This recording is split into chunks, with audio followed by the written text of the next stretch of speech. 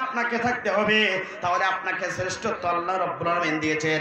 আপনার আমার দায়িত্ব হলো হক সঠিক কথা বলা, হকের পক্ষে থাকা, আর সমাজে যারা খারাপ কাজ করে তাদেরকে নিষেধ করা। কথা বলুন ঠিক না বেঠিক? এই জন্য দেখেন বাংলাদেশের জামাত ইসলামীর আমির ডক্টর শফিকুর রহমান তিনি বলেছেন যে শোনো তোমরা, আমি সকল মানুষগুলোকে ক্ষমা করে দিলাম, তবে শুনে দেখো তোমরা সত্যের পক্ষে থাকবে, হকের পক্ষে থাকবে, আর সমাজে যারা খারাপ কাজ করতে চায় তাদেরকে তোমরা নিষেধ করবে। কথা বলুন ঠিক না বেঠিক? আমার বন্ধুরা, দ্বিতীয় নম্বর আপনার দায়িত্ব এবং কাজ হলো এই জমিনে আপনাকে আমাকে হকের পক্ষে থাকতে হবে, সত্যের পক্ষে থাকতে হবে। সমাজে কোনো অন্যায়মূলক কাজ করা যাবে না, আপনাকে আইন হাতে তুলে নেওয়া যাবে না। আপনার কারোর প্রতি রাগ থাকতে পারে, সেই রাগগুলোকে আপনি আপনার কোনো স্ট্রাকচার শরীর দ্বারা তাকে প্রতিহত করা যাবে না। আল্লাহর কাছে বিচার দিতে হবে। আর চাইলে যে দুর্নীতি করেছে, অপরাধ করেছে, তার জন্য তাকে আইনের আওতায় তাকে আনতে হবে। কথা বলুন ঠিক না বেঠিক? আমার বন্ধুরা, তাহলে প্রথম নম্বর টার্গেট হলো আল্লাহর জমিন আল্লাহর দিন প্রতিষ্ঠার জন্য কাজ করতে হবে। দ্বিতীয় নম্বর আপনার টার্গেট হলো সমাজে সৎ কাজ করতে হবে, অসৎ ব্যক্তিকে সতের আদায় দিতে হবে। নিজেও খারাপ কাজ করা যাবে না, অপর ব্যক্তিকে অর্থাৎ খারাপ কাজ করতেও দেওয়া যাবে না। কথা বলুন ঠিক না বেঠিক? সুতরাং বাংলাদেশ এখন আমাদের, এই দেশটাকে আপনাকে আমাকে সাজানো লাগবে। কথা বলুন ঠিক না বেঠিক? আমরা বিশ্বাস করি আগামী 100 বছরের ভিতরে কোন জালিম স্বৈরাচার আর মাথা উঁচু করে দাঁড়াতে পারবে না। কথা বলুন ঠিক না বেঠিক? ফিরাউন চলে গেছে কিন্তু তার নামে আল্লাহ পাক আয়াত নাযিল করেছে। ফিরাউন চলে গেছে কিন্তু তার স্ট্রাকচার, তার আচার আচরণ এখনো বলি আমরা বিশ্বাস করি তিনি যে আয়না ঘর বানিয়েছিল, এই আয়না ঘরের মাধ্যমে আল্লাহ পাক তাকে পতন করেছে। কথা বলুন ঠিক না বেঠিক? এই কাজ করেছিল ফিরাউন। আমরা সকলেই জানি। আমার বন্ধুরা, মুসলিম অ্যাসোসিয়েশন ওয়ার্কস এর একজন নেত্রী ছিল, যার নাম ছিল জয়নাব গাজ্জাল। এই ইসলামী আন্দোলনের একজন বোন ছিল। তিনি ইসলামের জন্য, দ্বীনের জন্য কাজ করার কারণে ওই সময় একজন জালেম শাসক ছিল নাসর, অর্থাৎ সেই তাকে আয়না ঘরের ভিতরে রেখে মারার জন্য চেষ্টা করেছিল। কথা বলুন ঠিক না বেঠিক? 30 লক্ষ সৈন্যবাহিনীর নেতা ছিল এই মহিলা। সে আয়না ঘর থেকে তাকে আল্লাহ পাক রক্ষা করেছিলেন। সে আয়না ঘরের ভিতরে হিংস্র কুকুর রাখা হয়েছিল, হিংস্র সাপ রাখা হয়েছিল, যাতে করে ওই ঘরের ভিতরে কাউকে রাখলে যেন সাপ এবং কুকুরগুলো তাকে ধরে ধরে খায়, অর্থাৎ তাদের কোনো খাদ্য খাবার দেওয়া হতো না। এই অর্থাৎ জয়নাব গাজ্জালি, অর্থাৎ এই একজন আল্লাহর বান্দি তার ভিতরে ঢোকানো হয়েছিল। ওই পশুগুলো আল্লাহর বান্দির উপরে খারাপ আচরণ করি নাই, বরঞ্চ তার সাথে ভালো আচরণ করেছিল। চিৎকার করে বলেন আল্লাহু আকবার। আমার বন্ধুরা, শুধু এখানেই শেষ নয়। তাকে তিনি যখন নামাজে দাঁড়িয়ে গিয়েছিলেন, ওই ঘরের ভিতরে অন্ধকার ঘর, কোনো আলো নেই, কিছু নেই। নাসর অর্থাৎ এটা করেছিল যার ফেরাউনের বাচ্চা 2024 সালে শেখ হাসিনা করেছিল। আয়না ঘর বানিয়ে এদেশের অসংখ্য ইসলামী ছাত্র শিবিরের ভাইদেরকে আয়না ঘরে ঢুকে মারেছে। আয়না ঘর বানিয়ে অসংখ্য ইসলামী আন্দোলনের কর্মীদেরকে দুনিয়ার মাঝে বিদায় গ্রহণ করিয়েছে। আয়না ঘর বানিয়ে অসংখ্য পুলিশেরা ইসলামী আন্দোলনের কর্মীদেরকে পঙ্গুবরণ পর্যন্ত করিয়েছে। সুতরাং আমরা জানাতে চাই যে শেখ হাসিনা আয়না ঘর বানিয়েছিল, ওই আয়না ঘরের ভিতরে যদি এক মাস শেখ হাসিনাকে রাখা হয়, ওর নাম পর্যন্ত ভুলে যাবে। কথা বলুন ঠিক না বেঠিক? সুতরাং সেই ঘরের ভিতরে জয়নাব গাজ্জালিকে রাখা হয়েছিল। ঠিক 1 মাস পরে সেই ঘর থেকে বের করা হয়েছিল। আল্লাহর বান্দি যেভাবেই ঢুকেছিল সেইভাবেই বের হলো। চিৎকার করে বলেন আল্লাহু আকবার। আমার বন্ধুরা, তাহলে লক্ষ্য করুন, ইতিহাসের একজন সবচেয়ে আল্লাহর বান্দি, অর্থাৎ 30 লক্ষ সৈন্যবাহিনীর নেত্রী ছিল, অর্থাৎ জয়নাব গাজ্জালি। ইনি আল্লাহর প্রতি ভরসা করেছিল, আল্লাহর প্রতিমান ছিল। তিনি চিন্তা করেছিল দুনিয়ার কোনো মানুষের সাহায্য চাইব না, ওই ঘরে ঢুকে আল্লাহর সাহায্য চেয়েছিল। আল্লাহ পাক তাকে বাঁচিয়ে দিয়েছে। ইতিহাস প্রমাণ করে সাবেক মন্ত্রী অর্থাৎ শহীদ মতিউর রহমানের ছেলেকে ওই ঘরে রেখেছিল। তিনি বলেছিলেন আল্লাহর কাছে সাহায্য চেয়েছিলাম, আল্লাহ পাক আমাকে বাঁচিয়েছে। ইমানদারদেরকে বাঁচায় তিনি কে?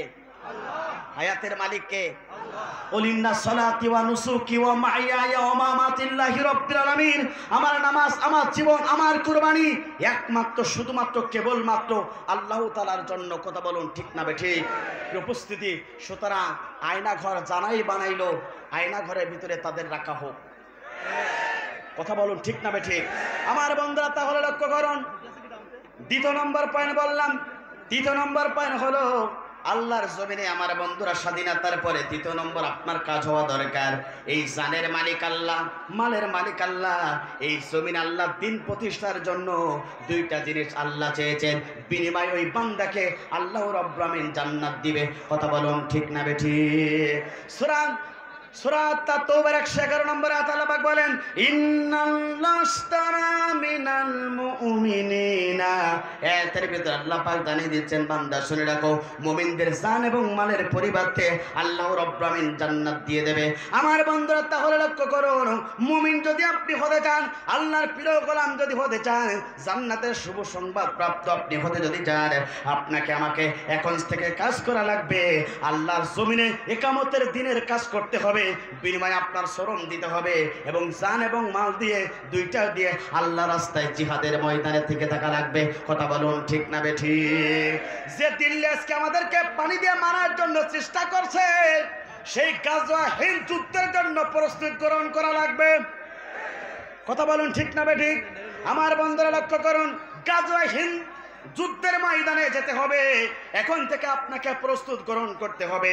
আমরা সকলেই জানি গাজায় হিন্দে একটা যুদ্ধ হবে, সেই যুদ্ধে কাফের এবং মুশরিকদের, অর্থাৎ ইহুদি এবং নাস্তিক হিন্দুদের বিরুদ্ধে মুসলমানদের যুদ্ধ হবে, লড়াই হবে। সেই লড়াইয়ে অসংখ্য মুসলমান তারা জীবন দেবে, কিন্তু শেষ পর্যন্ত এই মুসলমানদেরকে আল্লাহ পাক বিজয় দেবে। একবার জোরে জোরে বলুন আল্লাহু আকবার। ওয়ালা তাহিনু ওয়ালা তাহজানু ওয়া আনতুমুল আ'লাউনা ইন কুনতুম মুমিনিন।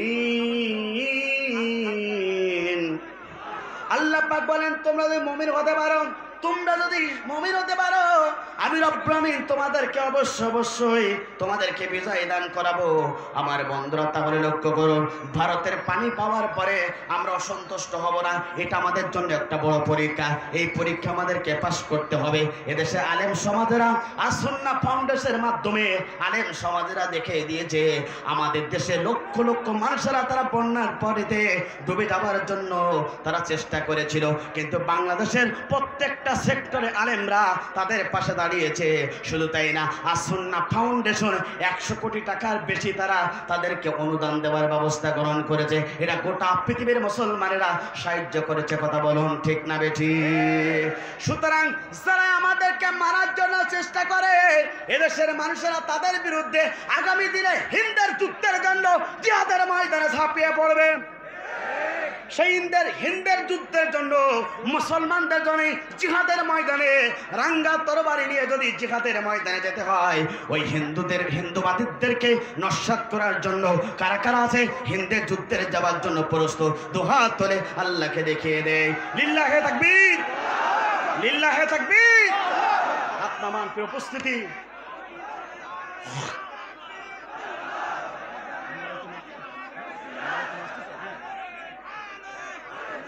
আমার বন্ধুরা একটু লক্ষ্য করুন, তাহলে হিন্দুবাদিত্বের বিরুদ্ধে মুসলমানদের জিহাদের ময়দানে নামতে হবে।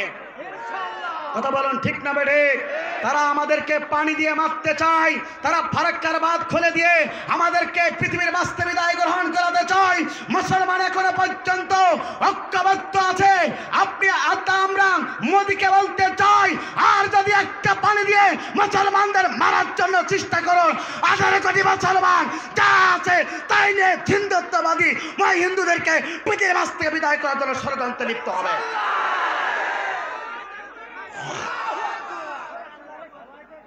কথা বলুন ঠিক না বেঠিক?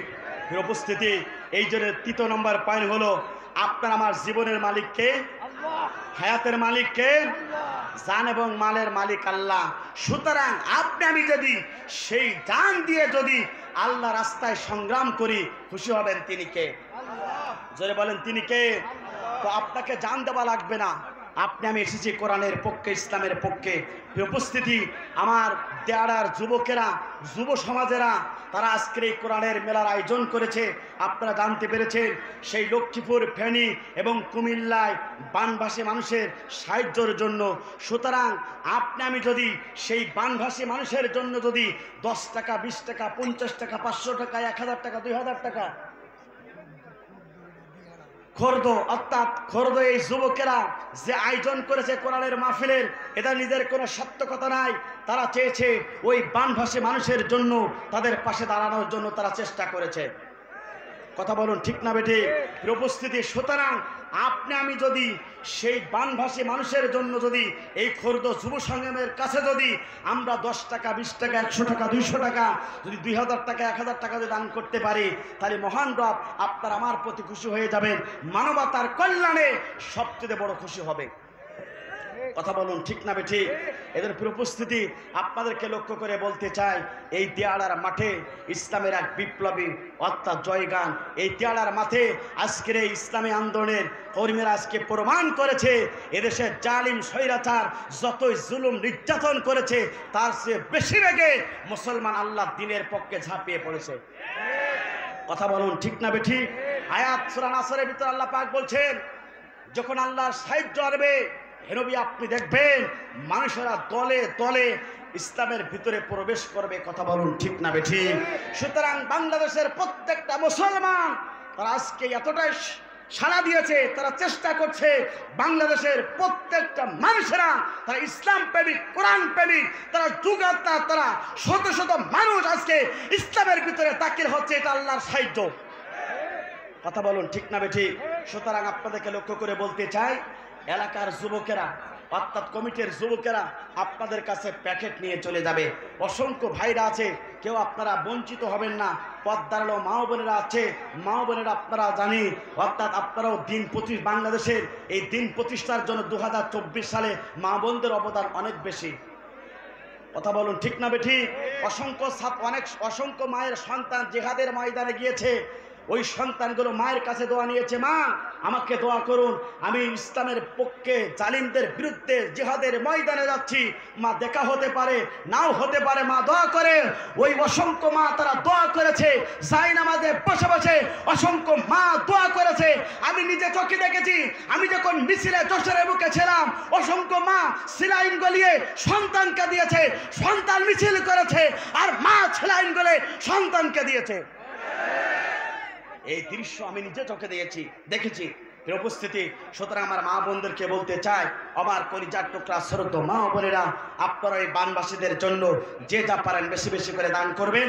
আর যুব কমিটির পক্ষ থেকে, খর্দ যুব কমিটির পক্ষ থেকে এখনই আপনাদের মাঝে প্যাকেট চলে যাচ্ছে, কেউ বঞ্চিত হবেন না। যে এই প্যাকেট ব্যতীত অন্য কোথাও আপনারা টাকা দিবেন না। যারা এখানে দাঁড়িয়ে আছেন বসে যান। উপস্থিতি আমির হামজা রওনা দিয়েছেন, যে কোনো মুহূর্তে উনি মঞ্চে আসবেন। 5 মিনিট লাগবে, উনি আর 5 মিনিট সময় ভিতরে চলে আসবেন। উনি আসলে মঞ্চ আমি ছেড়ে দেব, যেহেতু ওনাকে রাতের প্রোগ্রাম মাগুরায়, ওখানে আমাদেরকে যেতে হবে। এই জন্য আপনারা কেউ বিশৃঙ্খলা করবেন না।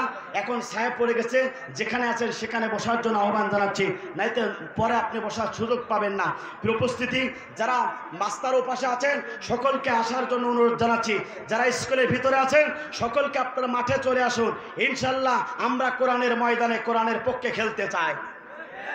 কথা বলুন ঠিক না বেঠি? ওবায়দুল কথা বলতো যে খেলা হবে, কিন্তু এখন আর খেলোয়াড় খুঁজে পাই না।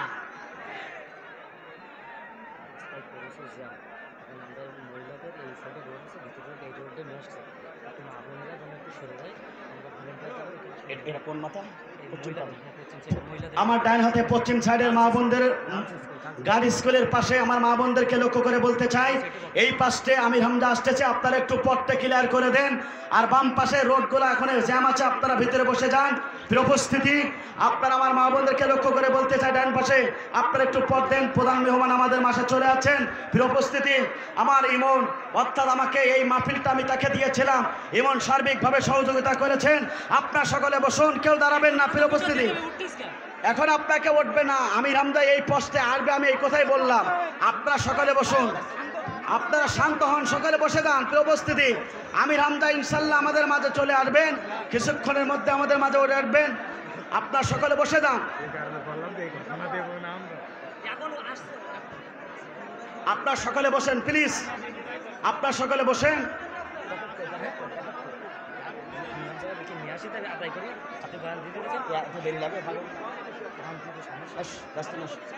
উপস্থিতি আপনার সকলে বসে যান। আপনারা যে যা পারেন আপনারা বসে যান। আর আপনাদের বেশি বেশি করে আপনারা দান করবেন।